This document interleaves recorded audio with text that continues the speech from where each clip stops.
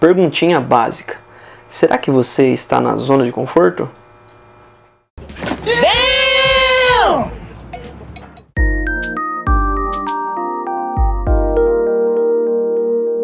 Antes de mais nada, se inscreva no canal, deixe um curtir e também compartilhe com aquele amigo seu ou amiga que sempre está na zona de conforto.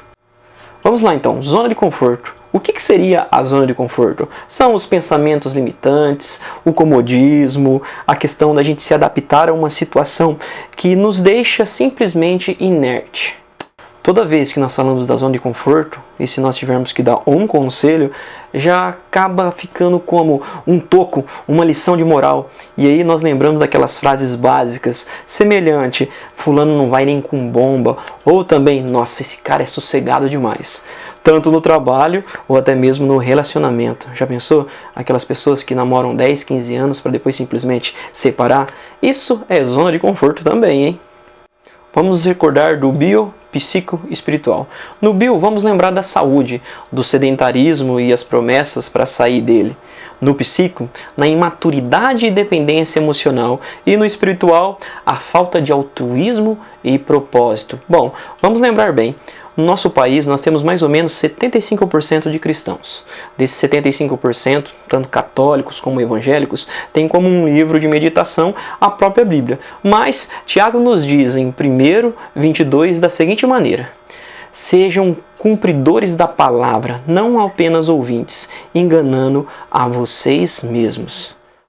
Parece lição de moral, mas diante da Bíblia, um livro na qual muitos leem, as práticas, as reflexões, os ensinamentos, se fossem colocados em práticas, realmente nós teríamos um mundo melhor. Mas vamos lá, vamos analisar a questão dos sintomas que caracterizam aí a zona de conforto. Pensa bem, você é aquele cara que acorda desanimado? Você é aquela pessoa que sente um vazio, abre aspas, existencial, falta alguma coisa? Você é aquela pessoa que procrastina, que anda na preguiça? Ou você é aquela pessoa que ama sexta-feira e odeia domingo à noite porque no outro dia vai ter que trabalhar? Ou aquela pessoa que não se interessa com coisas novas? Mais um, se conforma com o que tem. E por último, culpa sempre os outros diante das situações. Se você tem algum desses sintomas, cuidado, fique em estado de alerta, porque depois dele nós entramos na autopiedade. Na autopiedade é aquele coitadismo na qual nós se colocamos como vítima do sistema e simplesmente não conseguimos desenvolver.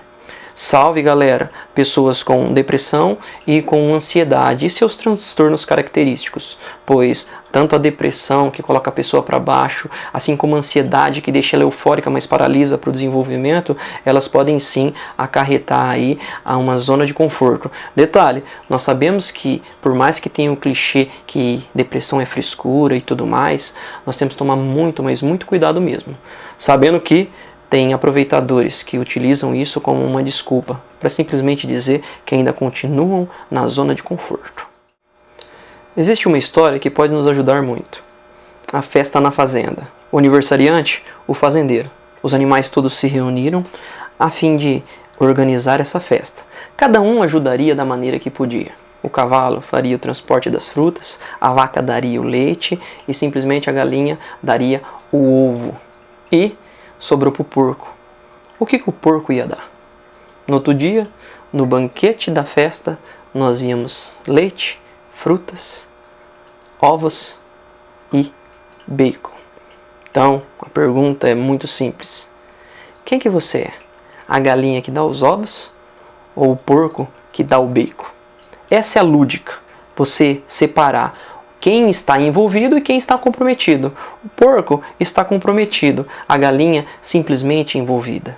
Quando nós analisamos nas empresas, nós podemos dizer quem realmente está na produtividade, quem é proativo a ponto de fazer a empresa alavancar, ou até mesmo na nossa vida, quem realmente é só envolvido e vive numa rotina e aqueles que realmente querem desenvolver-se e por isso se comprometem.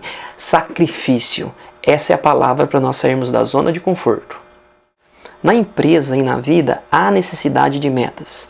Recapitulando, nas empresas nós necessitamos de metas de venda e de produção. E na vida nós temos uma coisa que chamamos de visual things. É uma adaptação que é o visual das coisas, para nos ajudarmos a lembrar naquilo com o qual nós nos comprometemos, que nós projetamos e devemos executar.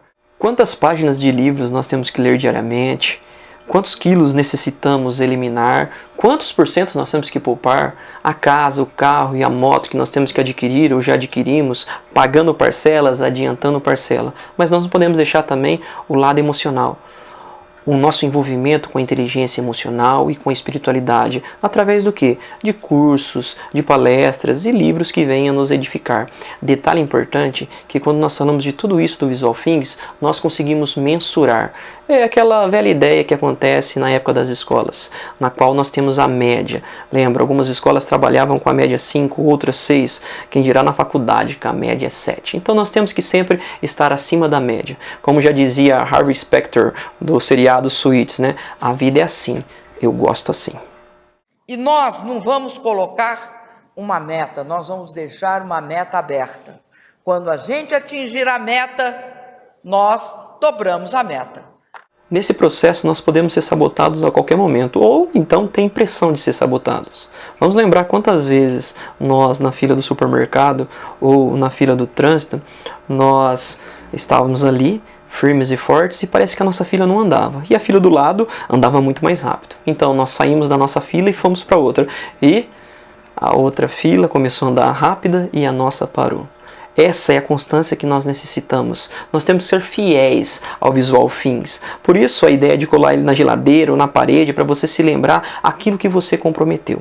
Eu gosto de lembrar muito a alegoria do mito da caverna de Platão, na qual algumas pessoas viam apenas as sombras e outras viam a realidade. E quando as outras que viam a realidade traziam para aqueles que estavam presos na caverna só com a sombra, elas simplesmente se revoltavam e falavam que aquilo era o melhor.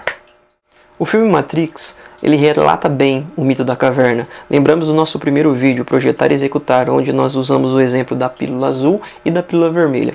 Pois bem, Neo não se libertou sozinho, ele necessitou de duas pessoas, Trinity e Morfeu.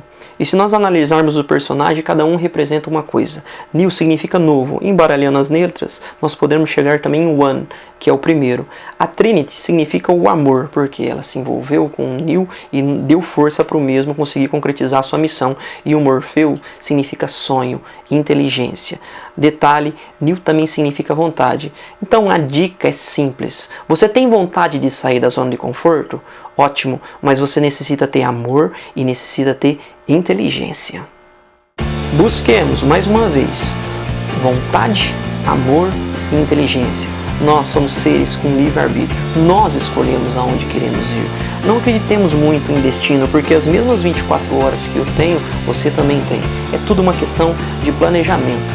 A zona de conforto é o que poderíamos chamar de vazio existencial. E nós necessitamos criar um arco de tensão. Nós vivemos uma sociedade que clama por direitos, mas esquece dos deveres. Lembrando aquela história de Viktor Frankl, que ficou preso no campo de concentração, sem a garantia de viver, mas continuando sonhando. Não são as condições que determinam nosso destino, e sim as decisões que nós tomamos.